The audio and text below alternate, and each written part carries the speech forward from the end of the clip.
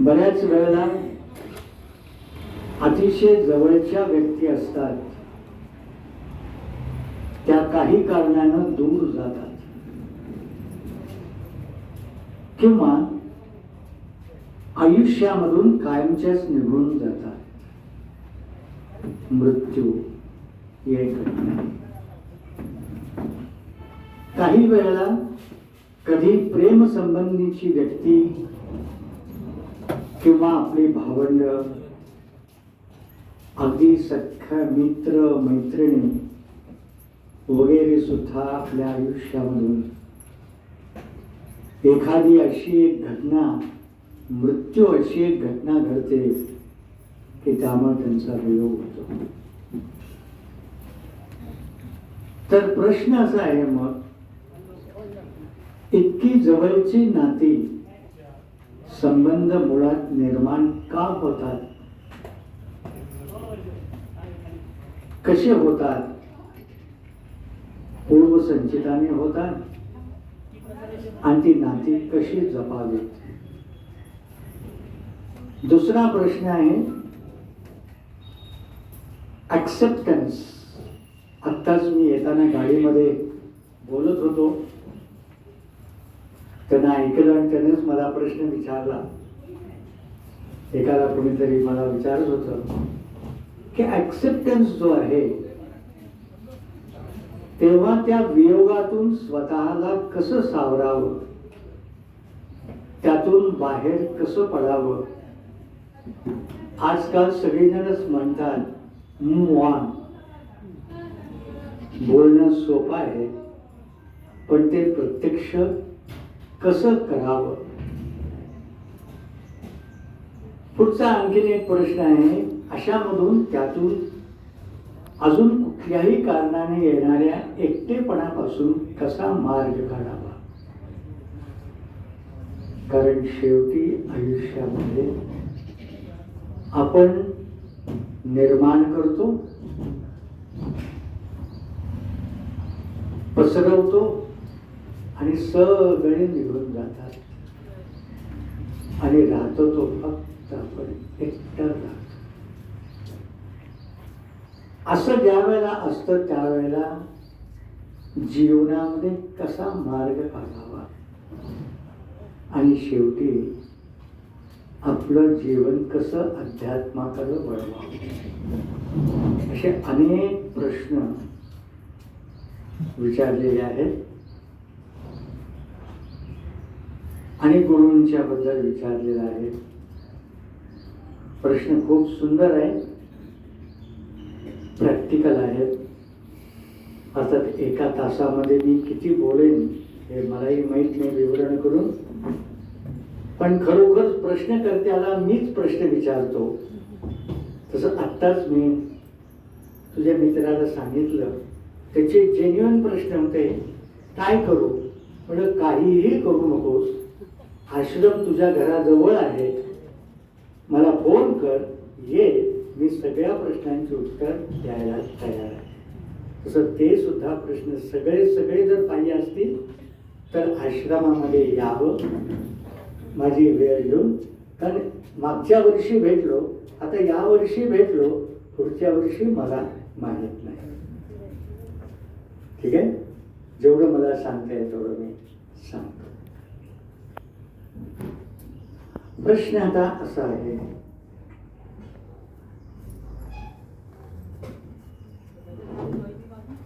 अध्यात्माचा विचार करताना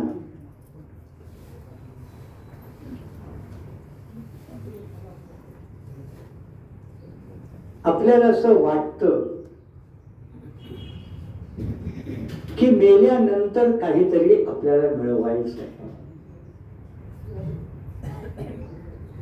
मृत्यूनंतर काहीतरी आपल्याला विचार करायचा आहे. खरं म्हणलं तर मृत्यूनंतर काय होतं, काय करायचं आहे हा विचारच नाही आहे.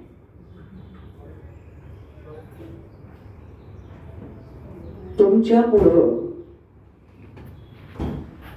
फक्त जर काही असेल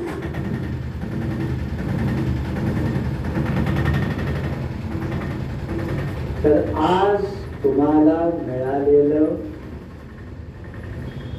वर्तमान काळामध्ये तुम्ही ज्या शरीराशी जगताय, शरीराबरोबर जगताय,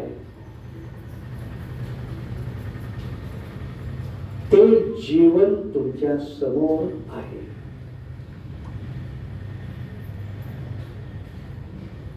त्यामुळे समोर जे आहे, प्रत्यक्ष जे अनुभवतो, त्याचा पहिल्यांदा विचार केला पाहिजे. जे दिसत नाही, नवे जे कधीही आपल्याला दिसणार नाही, अनुभवता येणार नाही, आणि ज्याची कितीही जरी चर्चा केली, चिंतन केलं तरी काहीही उपयोग नाही, त्याचा विचार न करता वर्तमान जीवनाचा विचार करणं हे प्रत्येक जीवाचं कर्तव्य आहे. हा पुरुषार्थ आहे. कारण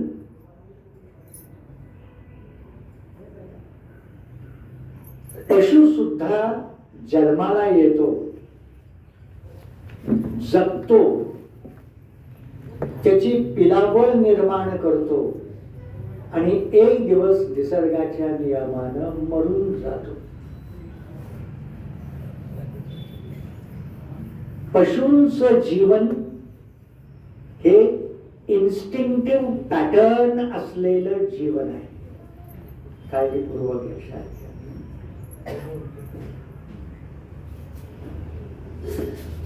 माणसाचं जीवन हेही पशूंच्या प्रमाणच आहे.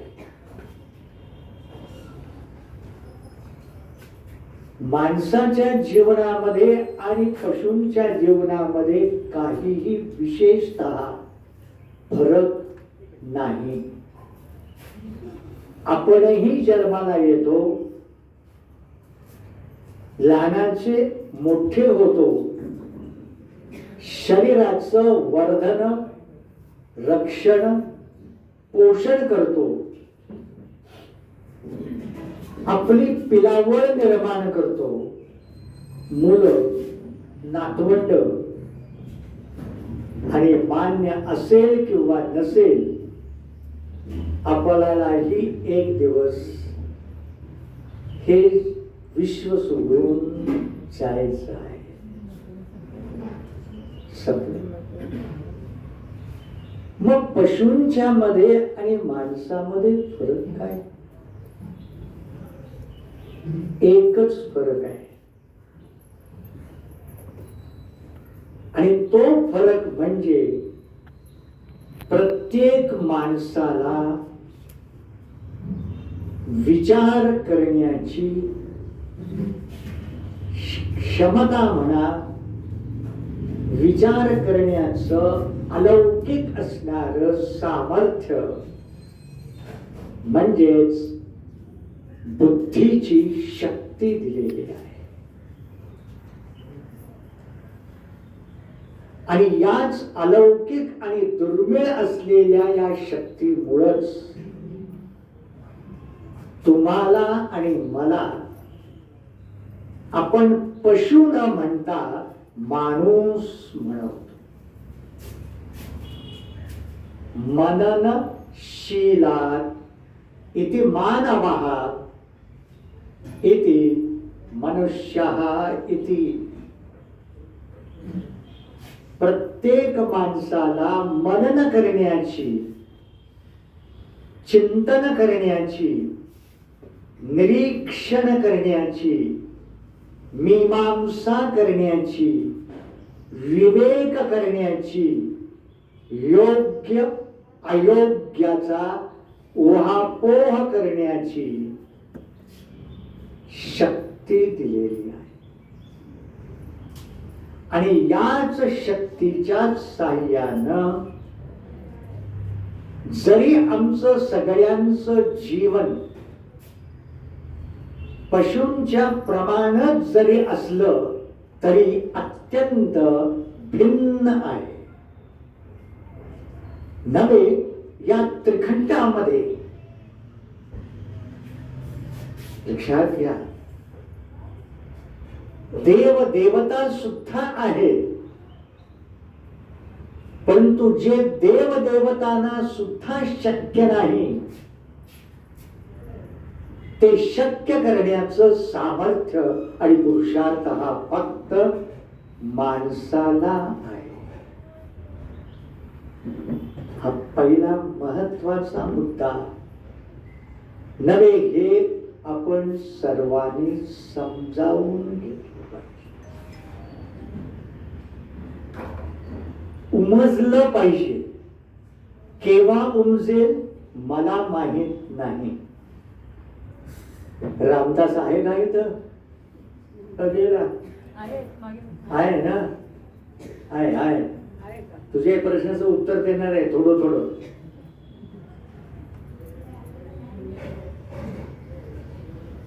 लक्षात घ्या, आपण सारखं हे म्हणतात, हे शब्द अजूनही मला हे पटत नाहीये. हे म्हणले पण आम्ही संसारामध्ये रुतलेलो आहोत.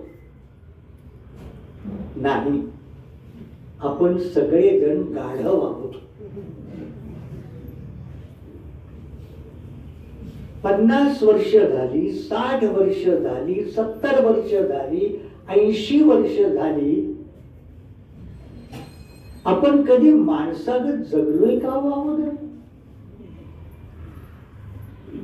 आपले आई वडील तेच म्हणतायत, आपण तेच म्हणतायत, पुढची पिढी तेच म्हणते. आपण कधीतरी विचार केला का? कधीतरी आपल्या स्वतःच्या व्यक्तिगत जीवनाचा कधीतरी विचार केला? कधीतरी या समाजाचं, आपल्या भोवती असलेल्या माणसांचं कधीतरी निरीक्षण केलेलं आहे? कधीतरी शांतपणानं बसून विचार केलेला आहे? आपण म्हणतो आम्हाला वेळ नाहीये, खोट आहे. वेळ भरपूर आहे, परंतु खरं सांगू का, करेक्ट विचार करायला आपलं मन धजवत नाही आहे. आपल्या मनाची तयारी नाही आहे अजून सुद्धा. इतके आपण मार खातोय, माझी भाषा, इतके आपण धक्के खातोय, दुःखाचे आघात घेतोय, इतके प्रचंड असणारे प्रसंग आले आपल्या जीवनामध्ये. किती माणसं आली आणि किती माणसं गेली, हा काही अनयुज्युअल नाही आहे. लहानपणापासून तुमचं जीवन पहा, कितीतरी माणसं आली आणि आपोआप गेलेली आहे. दुसरी आली, आपोआप आली आणि गेलेली आहे. कितीतरी जवळ जवळ जवळ जवळ जवळ म्हणले तरीही ते गेलेले आहेत आणि राहिलेले सुद्धा आपल्या डोळ्यासमोर जाणार आहे. कदाचित मृत्यू या घटनेमुळे जातील, कदाचित प्रश्न विचारला आपोआप जातील. एक विकल्प भास आहे, एक विकल्प. आज मी माझ्या महाराजांच्यावर श्रद्धा आहे असं मी म्हणतो, असं मीही ऐकतो. एक शब्द आहे, एक थॉट आहे, पण त्या विचारामध्ये जर एक खरोखर धक्का बसला, एक शंका, लक्षात घ्या, एक शंका, एक संशय, एक थॉट तुम्हाला त्या महाराजांच्या पासून दूर नेऊ शकतो. एक शंका आस्तिक पासून नास्तिक बनवेल. एक शंका आचार धर्म, नीती धर्म यापासून च्युत करू शकतो आणि तुम्हाला राक्षस सुद्धा एक शंका बनवू शकते. त्यामुळं माणसं येतात आणि माणसं जातात. हा विश्वाचा नियम आहे. कोणीही थांबवणार नाही. थांबवायचा प्रयत्न केला तरीही तुमच्या बरोबर परमनंट कोणीही राहणार नाही. तुमची स्वतःची मुलं सुद्धा तुमच्या जवळ राहणार नाही. उगाच खुळ्याच्या कल्पना करू नका. मी प्रश्न विचारतो तुम्हाला. तुम्ही म्हणता माझी मुलं गेली. तुम्ही तुमच्या आई वडिलांना सोडलं नाहीये. विचार करा. तुमचं लहानपण आठवा, मोठेपण आठवा. इतक्या सहजपणानं तुम्ही सुद्धा तुमच्या आई वडिलांना ठेवलं आणि तुम्ही शहरामध्ये आला. कारण काय काय दिली ती तुम्हाला माहित आहे. तीच कारण मॉडर्न तुमची मुलं देणार आहेत. फक्त तुम्ही खेडेगावामधून तुम्ही पुण्यामध्ये आला, पण तुमची मुलं म्हणतील पुण्यात नाही, मला लंडनला जायचं आहे. आता अमेरिकेला म्हणायचं नाही. आता म्हणता येणार नाही. आता फार अवघड आहे. आता युरोपला जातील सगळे जण. तेच घेते. कालच तिकडे झाले. आता कुठे जातो. लॉजिक देतील. अयो माझा मुलगा गेला. काय करणार तुम्ही. गेलाच पाहिजे. जाणार आणि शेवटी तुम्ही एकटेच राहणार. लक्षात घ्या. याला जीवन ऐसे नाव.